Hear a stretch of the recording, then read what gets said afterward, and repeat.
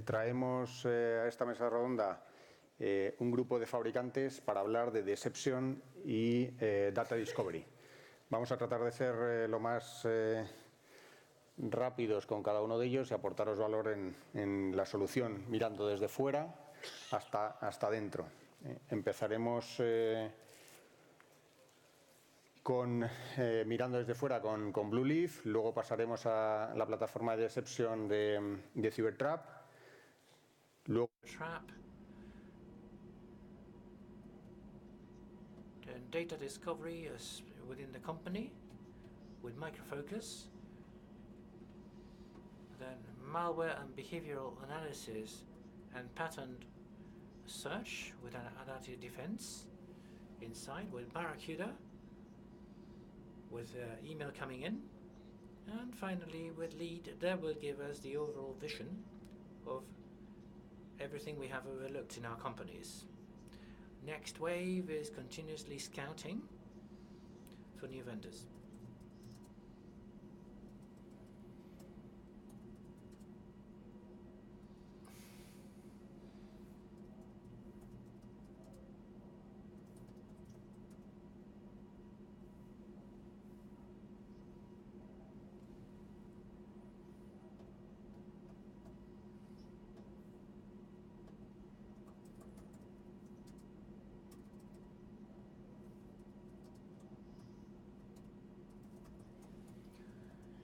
Jose Miguel from Blueleaf will tell us.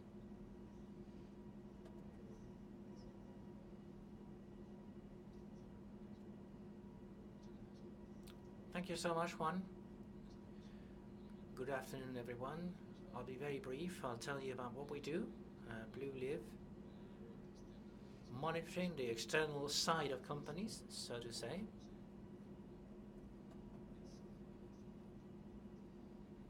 Well, this is where we start at Blueleaf. There's a very wide range of threats out there. If we focus on that concept there, cybercrime, and there is a certain degree of complexity in monitoring all these threats. We monitor different sources which are related to these threats. To give you an example, we're monitoring Pastivin Tor sites, forums where cyber criminals share or offer their services. They sell their credit card details they've just stolen. We also monitor for mobile application threats, leakages in databases. And the main complexity arises from the fact that there are many formats here. So we normalize the information, we enrich it with our research, and then we filter and categorize it in our own internal database. At the end of the day, companies can configure their domains, their IPs, and their email addresses within the system, and as soon as mentions are made in any of the sources, we would notify the company. That is complemented by malware analysis that we carry out on a daily basis. We analyze a large amount of variants of malware codes. We analyze it, we detect connections, the type of encryption that is used, the botnets that are in use. We extract data and we store it. So because this is data discovery. Apart from discovering the data itself, we want to have intelligence and context around the data.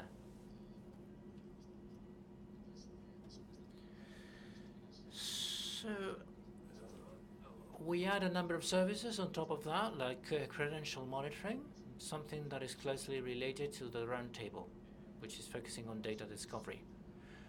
We tell our clients whenever a credential appears in any of those sites, in private forums or in Tor sites where cyber criminals exchange the information, and also information coming from botnets, which is particularly interesting.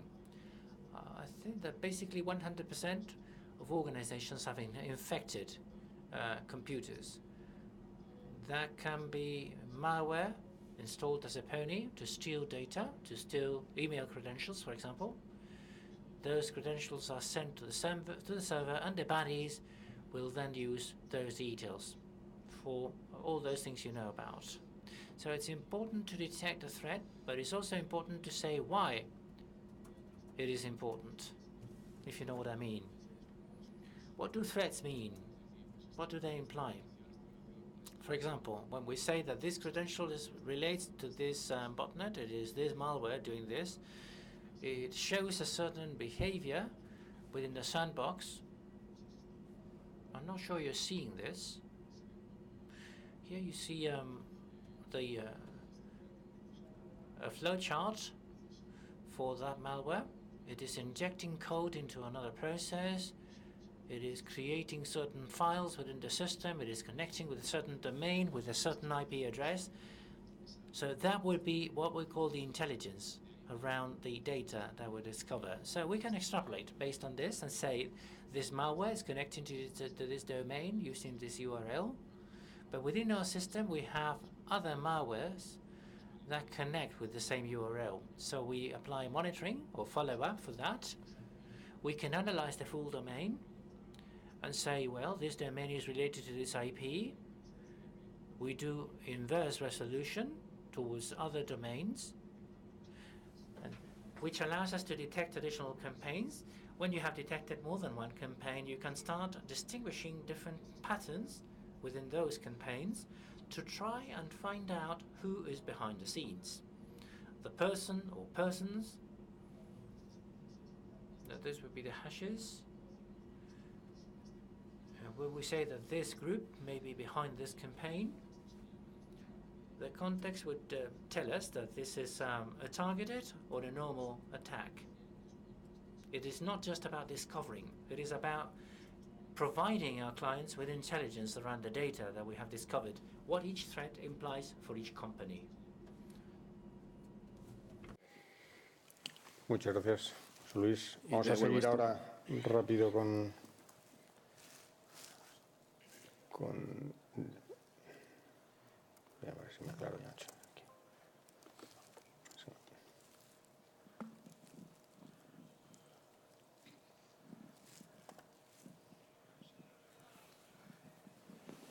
Joder.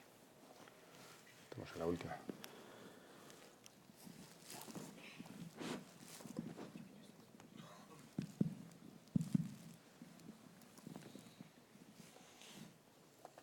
Más claro, Raúl, tío. Yes. Now let me introduce you to Avi Kravitz. Avi Kravitz is the CTO of Cybertrap. Sistemas de Cybertrap, que es una plataforma de deception, nos va a hablar de la tecnología, nos la va a explicar y nos va a contar un caso práctico. Me han dicho que hasta la hora de la comida se sigue diciendo buenos días en España y como no hemos comido, pues ala. Eso es la primera buena noticia. La segunda es que yo, al menos una vez en la vida, siempre deseé haber estado en la pantalla gigante de un cine muy grande. Ahí estoy. Bueno, hoy os voy a dar una introducción sobre la tecnología de deception.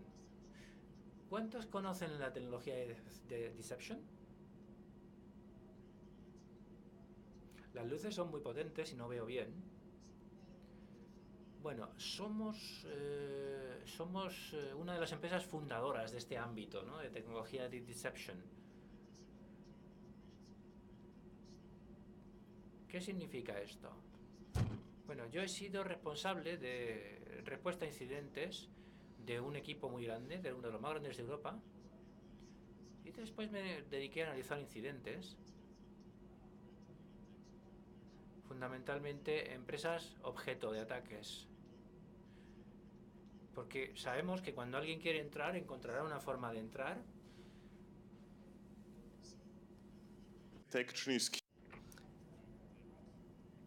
Bien, entonces veamos los elementos que son necesarios para detectar el ataque. Es decir, cómo abordamos el problema y cómo cambiamos el paradigma de la ciberseguridad. Bien, la Cybertrap. Cybertrap tiene que ver con una serie de reglas sobre la infraestructura que apuntan a distintos elementos. Es muy importante detectar aquellas amenazas no conocidas y después también los ataques dirigidos. ¿Y cómo lo hacemos? Cybertrap tenemos apuntadores claves, por ejemplo, contraseñas, conectores de bases de datos, todo lo que pueda ser interesante para breachear. Y después, por otra parte, tenemos los decoys. Los decoys son como honeypots.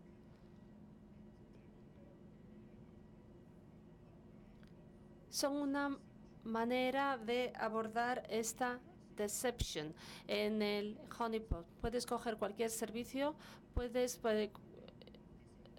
y hacerlo cada vez más intolerante a ese entorno. Es decir, que el atacante entra en la infraestructura a través de estos apuntadores y nosotros obtenemos información sobre lo que pasa después de la vulneración. Si hablamos de los apuntadores, de los lures, puede estar mapeado en el punto final de manera invisible y después, por otra parte, tenemos las contraseñas que están almacenadas en la memoria. Y alguien está utilizando algunos de estos lures, acaba aquí. Y nosotros sabemos inmediatamente qué es lo que está pasando en esa máquina. Y a partir de ahí podemos profundizar en el evento y saber más y más. Es decir, porque yo he trabajado mucho en forénsica, quiero saber qué es lo que pasa y quiero saberlo rápido, quiero tener respuestas rápidas. Así que por eso hemos desarrollado esta herramienta. Así que al final se trata de tener datos sobre las amenazas. Es decir, información sobre cualquier vulneración. Y ahora no estoy hablando de las direcciones IP ni de hashes, sino que simplemente estamos yendo a la parte más alta de la pirámide y para ello voy a ilustrarlo con un ejemplo. Bien, la primera APT que nosotros detectamos con Cybertrap fue hace 3 años. Estoy muy orgulloso porque fue el primer logro que nosotros tuvimos desde que arrancamos la campaña. Y uno de estos entornos de deception se vio vulnerado y a partir de ahí yo recibí un mensaje. Es decir, a través de una serie de conexiones de malware. Y aquí vimos lo que había pasado exactamente dentro de esas máquinas.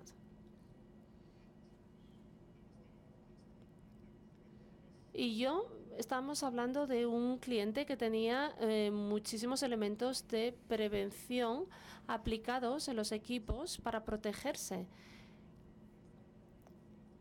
Y nosotros recibíamos peticiones todo el tiempo, pero ni siquiera ninguna solución pudo detectar esta actividad de escaneo.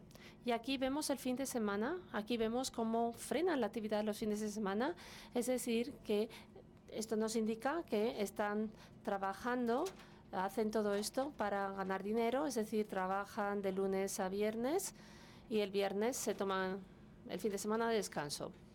También vimos que teníamos estas lures en toda la infraestructura. Una era la inyección de código, la otra era un archivo roto. También encontramos una shell china y también vimos que habían inyectado malware en la máquina. Imaginaros, yo estaba ahí comiendo palomitas y me llegó este mensaje.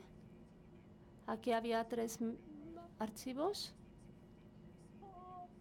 y aquí el ejecutable estaba firmado como McAfee. Y dije, oh. Ya me acuerdo de estos certificados que llevaban este mismo nombre hace unos años. ¿Qué más encontramos? Encontramos herramientas. y vemos que el malware cambia la firma. Pero las herramientas que están utilizando suelen ser más o menos las mismas. Es decir, si puedes coger estas herramientas y recibir y sacar información productiva en tu infraestructura, estás mejorando o dándole resiliencia a tu infraestructura de seguridad, de protección. Aquí vimos cómo el atacante iba pasando de una máquina a otra.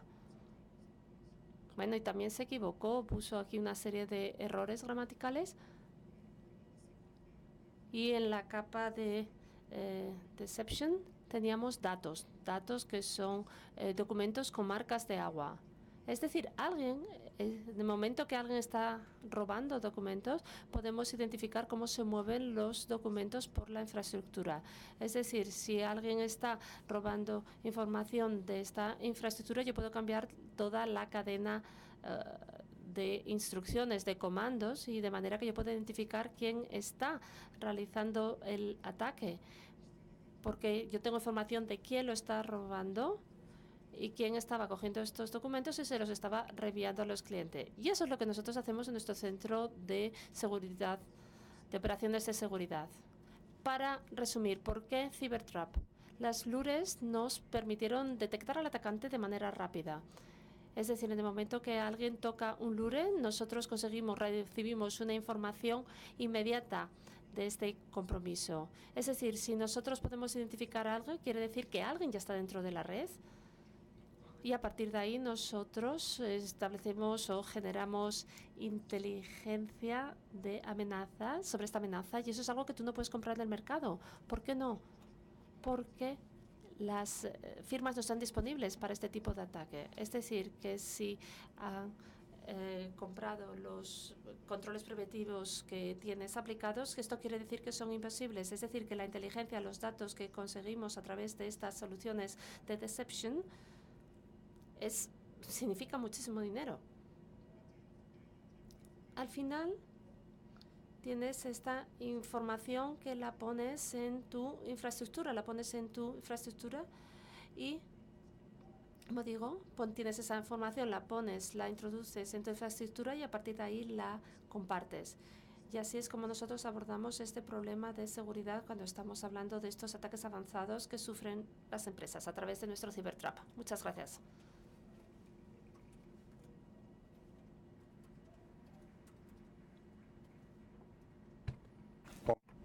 Next speaker is Juan Moreno.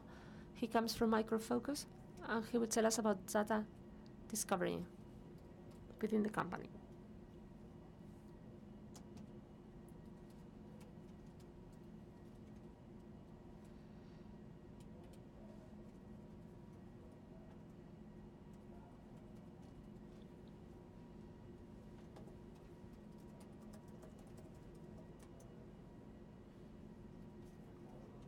My name is Juan Julián Moreno. I am the responsible for Preventa for ENG solutions for Micro Focus for South Europe. So 2 weeks ago, when I was asked to come here to give you a presentation for experts such as yourselves, and I say, well, will I be able to do that, considering that managers are not good into technical things? Anyway, I will do my best. I don't know whether you are aware of this topic. It is a very trendy topic. And the first thing that I'm going to do with you is to share 3 use cases, 3 real solutions, so that you are aware of the problems that we try to fix with that. And then I will move on to a couple of slides where I will be sharing with you the architecture that we use for that. The first use case is about a client from the transportation industry. He's got a file repository that is growing a lot. Backup takes a long time. There is a long, big tree of files with the small files. Users upload that with files, but because of the trade unions, I cannot really go into these files to see what is happening. It is there, it is growing, I am storing them, I'm giving them a storage space, but I don't know what to do. I need a tool to connect there, to analyze, scan all the files, just index them, and first of all, for the tool to tell me what is in there, and so that the tool is is smart enough that if I change the extension of the file, continues to tell me, look, this is a video, this is a Word file. And why do I want to do that? Well, I want to do that for many reasons. First of all, because I don't know whether that intelligence will compromise my company somehow because that information is illegal, or because I just want to migrate data to the cloud and I just want to clean up data. So use case number one, first of all, we have to analyze those files and then to attack the meta data of those files. This will tell me whether those files have not been accessed in the last 2 years, whether there are 25 copies around, or whether these are files from, I don't know, CAD files, but in the end, actually they are videos. Okay, use case number two, manufacturing company of aerospatial engines. So this client called us because they wanted to have an understanding of 2 repositories, first system, and then another one in a set point, and then for us to check that. They give us terabyte of intelligence. This is what IT people use to share their files. Okay, we ran the analysis and we found out 2 things. First, a plain file with all the keys for all the Wi-Fi for the whole company. Okay, someone has copied that, well, to move it from one place to another, and it is sitting there. Okay, but secondly, we found the drawings of a missile from NATO. So, what does that come from? Okay, please send me the drawings, the drawing files, and then it stayed there. So with this, I mean that we don't know what we have. Third use case, banking sector client concerned about the GDPR, the new data protection regulation, and he wants to protect data in his environment.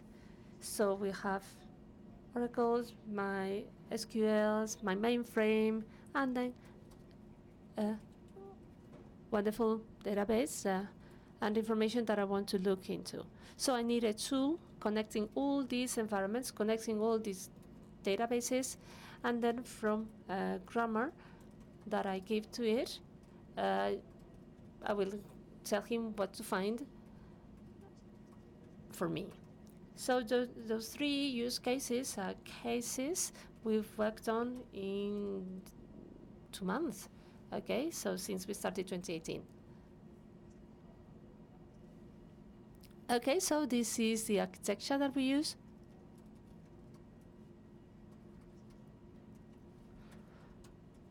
So we have 2 products connecting to different repositories. There is a difference between talking to a database and to an open environment. Then we have a central engine applying policies through these 2 elements against these or versus these repositories.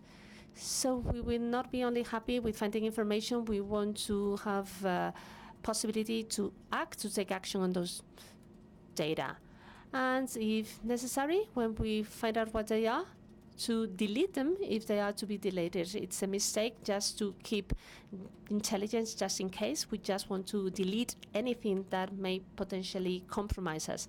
And all in all, manage that. How do we do that? We do that through 3 different products in our portfolio. Control Point, we use it to access these open repositories, file systems, Google Drive, you name it. So the enterprise content management, we use it to access databases, and then we have this central engine, which is the that was the content management. It is very important. Well, managing data does not mean that you have to move metadata. It's about managing that data wherever they are. Okay, so these are screenshots about our tools. They are highly visual. In all of them, we have the possibility to create grammars. We have a number of standard grammars already in place. However, we can create others and compile the grammars that we need for our purpose. And this is a view of what we can do in SDM, which is exactly the same. That is to say, using grammars that defined by us, for instance, a grammar for the banking sector. where we have all the different ways of storing a bank account, so that by the time I try to find that information, I know where to find it. Okay, and this is all from me. Thank you very much.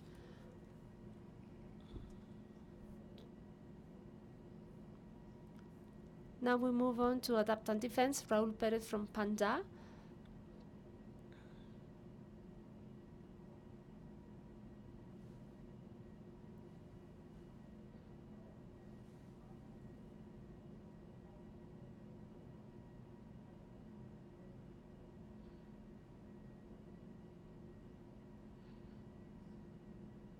Hello, welcome. Hello, each and everyone. Drawing on what Juan told us in terms of data control, there is a big why about that, and especially why it's about the structured data. All companies have files all around the company, across different PCs, files over which we have no control whatsoever. Problems about that are well known by all of us. Lots of data leakages, so clear cases of Yahoo and others, big problems. Well, these problems have demolished many companies, have hurted many other companies significantly. So some of these companies are the value drop in the stock exchange, negative advertising, or so unexpected costs, interruption of business, etc. So what we try to do is to put order in all that, because we have an agent in each workplace. So what we do is to find all the files in each workplace, and then we monitor that information and we check whether it is at risk of being exfiltrated. So this is a demo showing a lateral attack through a file, through a compiler. So this is a brief example as to how we detect this type of threats.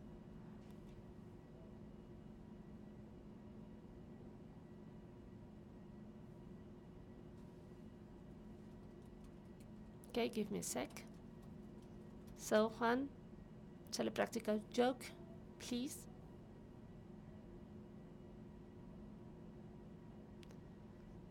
So the idea is that you get a view from the outside to the inside.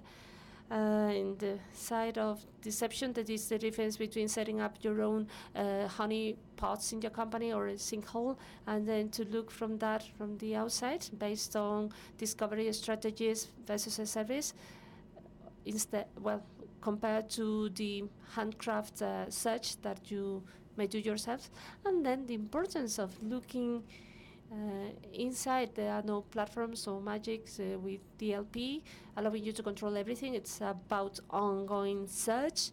Also, the importance of looking into each Excel file, about looking into the behavior of it, disassembling it or decompiling it, as Raúl would just show you. All right, so this is my example. So approach, well, what do we do with malware? We not only trigger an alerts. Okay, let's take a look at this specific malware. We see activity at all times, and we monitor what the malware does. So we see all the full behavior since the beginning, since it started went into the workplace, and then we see a timeline. We see what it did, how it tried to write logging scripts, connecting to processes. We see all the movements.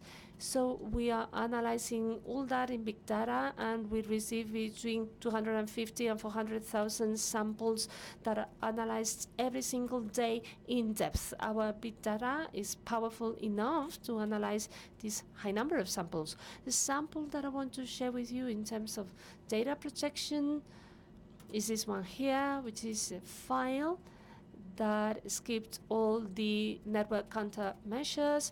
So we have this file with no big issues. So we look at the activity. So this file accessed the compiler. When it did that, it generated the doc SSR and went into the PC and copied all the Excel and Word files to exfiltrate them. So this is a methodology which is usually used in this type of attacks, and we try for not only for the malware not to run itself, but to have to monitor all those files through our CM platform. CM platform receives all those events, so we can see all the operations, all the actions that are done for those files, whether they have been opened, copied on a USB, whether there's been an attempt to exfiltrate them. So at all times we can see what happens with that information, where it goes to, what is done with it. We also control the risk of exfiltration and what's being done with those documents. So the idea is to give global visibility, global view as to what is happening to that information, where is that information going. For us, this is vital. Most companies do not have this type of information, this type of control, which we believe is extremely important. All right, so thank you very much to everyone for your attention.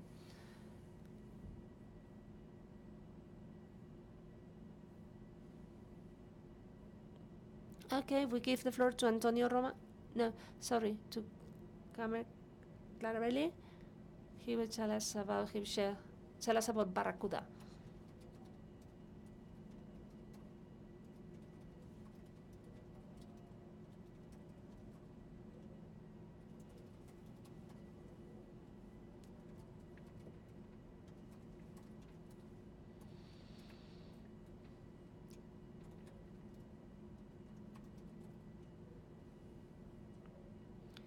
Thank you very much, Juan. Good morning. It is not afternoon yet, because we are before lunch. Okay, so it's an honor to be at RootedCON, surrounded by security experts. I don't consider myself to be an expert, but just a person who has learned everything I know from the internet. And well, the problem with the internet, or the good thing about the internet, is that everything is in there. The good things and the bad things. This allows us to get lots of intelligence, to share that intelligence, and this is what have made us experts on this topic. So therefore, we believe that it is very important to make use of that intelligence to protect data and businesses of companies. So intelligence against threats and for data protection.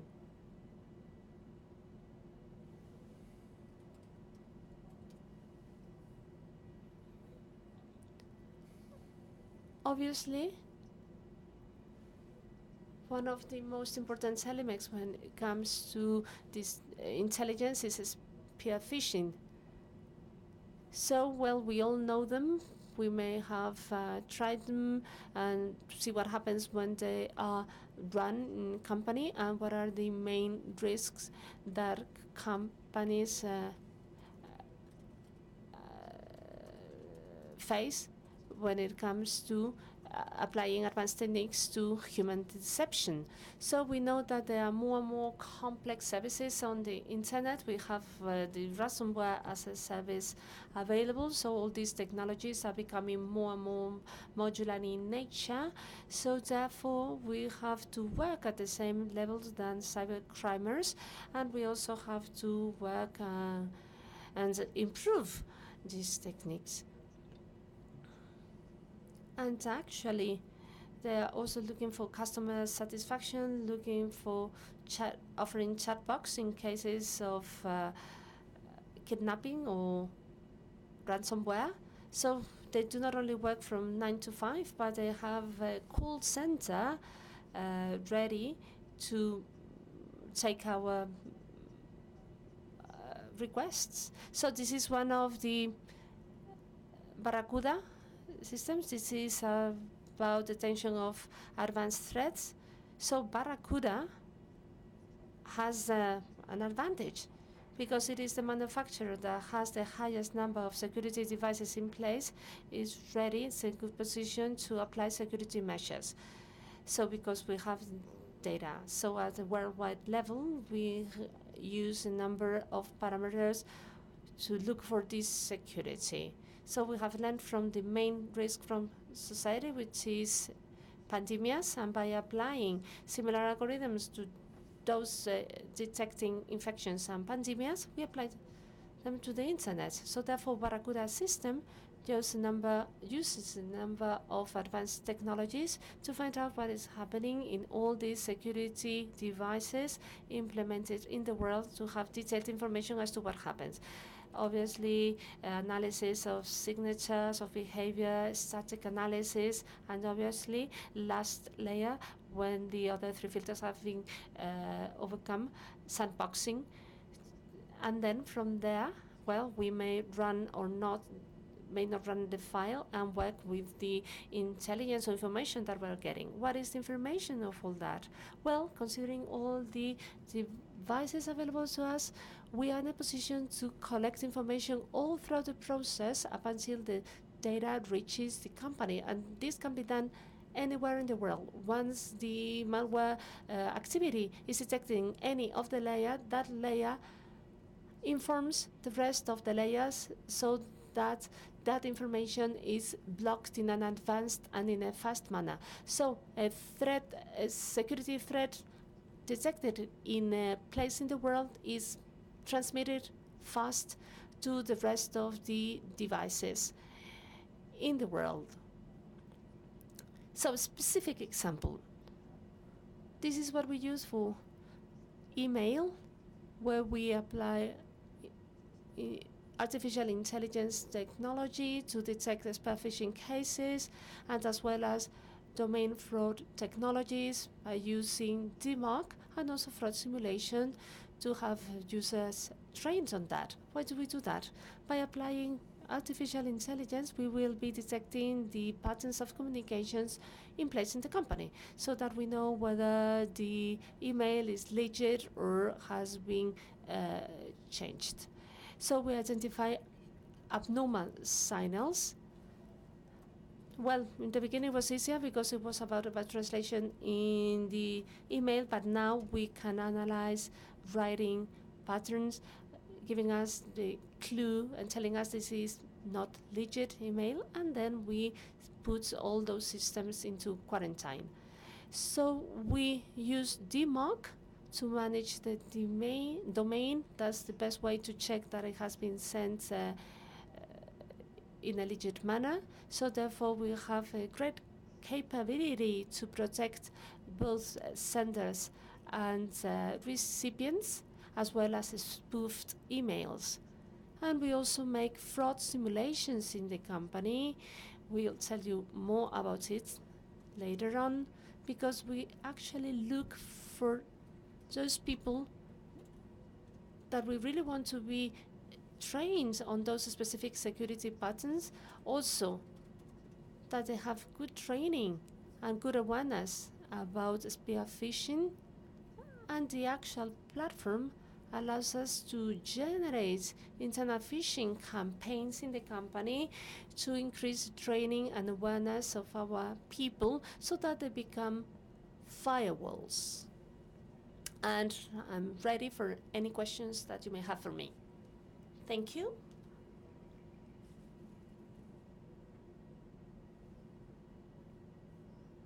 Now we give the floor to Antonio Ramos.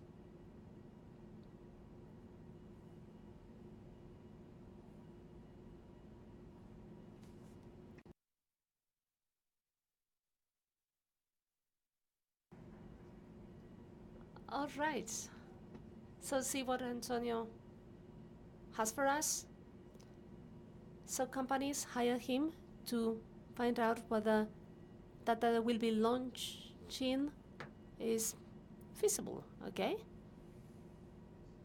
So thank you very much, Juan. When I talked to Juan about this and I said, what do you want me to go there? We are not technology providers. I said, no, you come over here. You go over there and you tell us exactly about what I will be telling you. So I will be telling you about transparency and guarantee. For those of you that have attended Rooted editions before, we were here 3 years ago talking about LIT, which is a security rating agency. It evaluates the strength of any security measures that are put in place by companies where the information is stored, whether things have been misplaced. But the time has come. Once you know what the information is, you have to protect it. So for those of you in charge of protecting, you need to know how robust your measures are.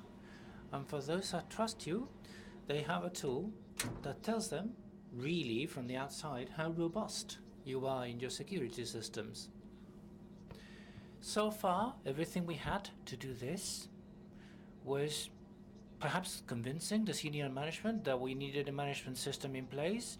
You would get a 27001 stamp or seal telling you that you are hyper secure. That is simply rubbish. No one has that?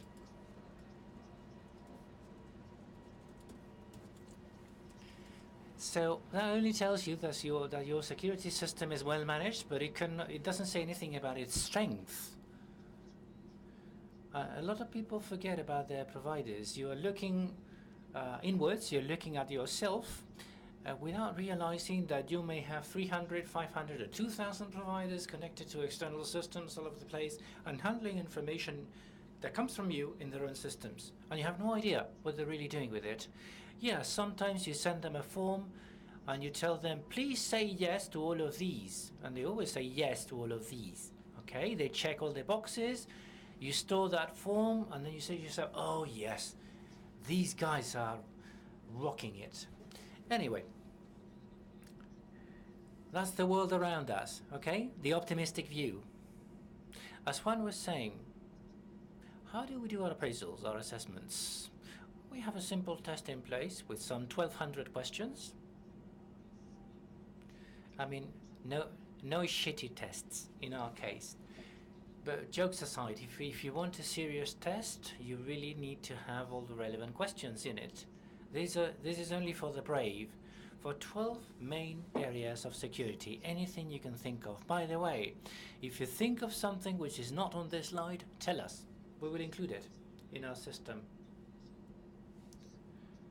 We would need to know how secure your organization is, if you want us to take a look, of course. And for that, you need a proper analysis. People are doing that, looking at the IP addresses from the outside, based on the reputation for those IP addresses. I don't want to know how you are doing internally. Well, we focus on both sides, outside and inside. That's 1,161 questions, which are mapped to some 30-something regulations in effect throughout the world. This is the most comprehensive set of questions about security that we know of. It takes a while to respond to everything, and obviously we tell people whether they're a D, a C, an A, a B, an A, or an A+. A+ means invulnerable? No way. That doesn't exist. It means that if you're working with someone that is delivering an A+ service to you, it is less likely that you will have security problems than if you're working with someone that has a D. As simple as that. Okay, it's like when you buy a washing machine, when you say A+ or A+++, I have no idea about energy efficiency, but for certain, you know that an A+ washing machine is better than a C washing machine. Well, as simple as that. We want to be user-friendly, and we want to help anyone to put in place a tool that is real, a tool that helps you realize where you stand. Okay? So you need to know where the data is, but you need to establish a system which will be proportional to the criticality of the data that you have. And you may achieve a D, a C, a B, whatever, depending on what you use that data for. And then there's another part, which is repeating this continuously on a regular basis. But I will not tell you about the details, otherwise we'll go straight into dinner rather than lunch, okay? That was everything from me. It's always a pleasure to come to RootedCON. Thank you. Y ahora por continuar y brevemente. And now, just to move on, and briefly, I have a set of questions with me. one of those questions I ask from Abby, why is it better to use your platforms rather than using your own honeypots and your own things? Cybertrap technology instead of the typical sinkholes and honeypot strategy. Well, ¿Usar vuestra plataforma es mejor? Bueno, a ver, hay una diferencia entre honeypot y la tecnología de deception. Fundamentalmente, los honeypots tienen una interacción muy limitada. Si hay un humano detrás que ha identificado que es un sistema honeypot o algo parecido, una solución de deception da al atacante todas las posibilidades. Pueden hacer lo que quieran al 100%, y no solo sobre una única máquina, sino sobre toda la infraestructura. Yo creo que esa es la principal diferencia con los sistemas honeypot. Los honeypots eran buenos en el pasado cuando no había tanto ruido en Internet. Hoy, si ponemos una máquina no parcheada en Internet, uno se infecta en cuestión de menos de un minuto, aproximadamente. Así que los honeypots son buenos para las estadísticas, para ver qué está pasando. Pero si uno quiere ir más allá, tendría que utilizar tecnología de tipo deception para las amenazas que tenemos hoy en día. So with sinkholes inside the company is the... Y luego dentro de la empresa es una pérdida de tiempo utilizar un sinkhole. Bueno, un sinkhole es... A ver, deception y sinkhole son dos conceptos distintos. Sinkhole es una posibilidad adicional cuando uno tiene que redirigir direcciones IP maliciosas o dominios. Uno puede utilizar tecnología de deception que nos diga que nos dé lo mejor de las dos partes, información sobre la infraestructura de deception, para ver dónde está todo ocurriendo, qué máquinas están comprometidas. ¿De acuerdo? Pues gracias. Another question, this goes to José Miguel. How important is it to do credential search as early on as possible? Is that what we should be concerned with? Is that what everyone is looking at? Well, talking about credentials, it may sound simple. Your credentials for email are stolen, and you might say they cannot do too many things with that. But the reality tells us a different story. In recent years, email credential theft can be very critical. It can become a very strong vector for entry into any type of organization. If it's email credentials, a targeted attack may be set up towards someone in the organization, sent through someone that knows that person. A targeted attack with spear phishing. If we're talking about attacking systems,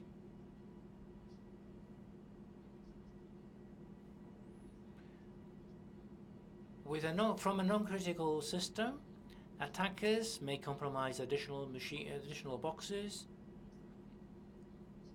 and end up compromising most of the infrastructure, then monetizing the intrusion. We have seen huge gaps in different organizations that started with a simple theft of email credentials. So detecting this as early as possible is important. If you find credentials in Pastebin, which may be 3-4 years old, and for which the password has been changed, that is very different from detecting a live infection within a certain organization. That can be part of an attack happening right now, okay? So the sooner we can do things, the sooner we can detect those threats, the sooner we can act. Gracias. Thank you so much, José Miguel. Another topic for Juan Julián. The type of patterns you're looking for within the company. Do you look for all sorts of patterns that you could look for? Well, there's many things that can be found. credit card details, bank account details. Let me give you an example of a real case. At a certain bank where they were doing trading, the trading operators have telephone conversations. There are tools where everything is recorded, and the regulators requests that information for certain transactions must be submitted because there is a suspicion. You should be in a position to find all that information, and not just on those files, structured or unstructured, but also the voice recordings for certain transactions. All of that can be done. Thank you. And last but not least, to Raúl. On threat hunting, what are you doing that makes a difference in your case? Well, 3 billion events, new events every year, processed by a platform, a hunting and detection platform, and leveraging the fact that we have quite a few people working on this, we can see what the attackers are doing, lateral movements, basically in real time. We see how these real times evolve. We see how they how they input the codes through the keyboard. And since we have this in almost near real time with big data as well, we can have indicators of attacks and indicators of compromise. We go beyond what most people do. Rather than focusing on IOAs or IOCs, that's not hunting, that's detecting. We do the hunting part in near real time, creating attack premises, analyzing movements. This is the latest technology that we have implemented, and the truth is that we have been able to extract quite a lot of interesting information. We've been able to detect intrusions and a lot of interesting details. When they're there, that means that they've gone through the proxy and the firewall. The last part, the last mile, is the workstation, and that is what we need to focus efficiently. Thank you, Raúl. In searching for those patterns, do we have that for email? Well, at Barracuda, our philosophy is rather simple. Since we have protection through the firewall, through the email gateway, including the backup systems, this is very straightforward. Talking about email, we focus on integrating and detecting what is happening within the email system as such. We use the data, we use the algorithms, we use the way people write to ascertain the typical pattern of communication, how people use their grammar, how people use their syntax in order to be able to detect spear phishing. So it's quite advanced. On top of that, we want to be able to alert at any stage, for example, with advanced sandboxing. We know that there is malware that detects that it might be in a sandbox, so it wouldn't get executed. No problem. Sandboxing is a next generation system which avoids that detection on the side of the malware. So we do our best to stay one step beyond the baddies, and we have a presence in any stage. So searching for patterns in email is only a natural element of our approach, so that we can update our systems, we can have our systems with the latest technology and procedures in place. Thank you so much to all of you. I know you must be really hungry. Let me tell you that we are looking for people to work for many of these vendors, typically in pre-sales and research. So go ahead and send your CV if you're thinking of applying for any positions within any of these companies. Any questions from the floor?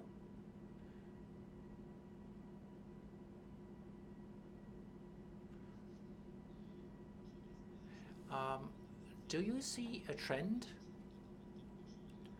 towards a net that will become impossible to be opened, since Google are launching protocols like HSTS? Do you see a trend towards protecting endpoints throughout the internet? Well, if you ask me, I'll say yes. That's my job. What we have seen is that because of this type of protocols and perimeters, it's getting more and more complex. seeing what is happening is more and more complex. Can you hear me? If we go to the endpoint, we see everything.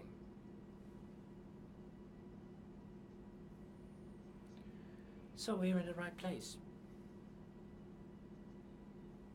But with these new protocols that cannot be seen, they are making things more complex in terms of the perimeters, but we are in the endpoint, and that makes life easier for us. If you take a look at companies focusing on the perimeter, they've actually acquired companies that focus on securing the workstation or the workplace. So the trend is clear towards the workplace rather than the perimeter.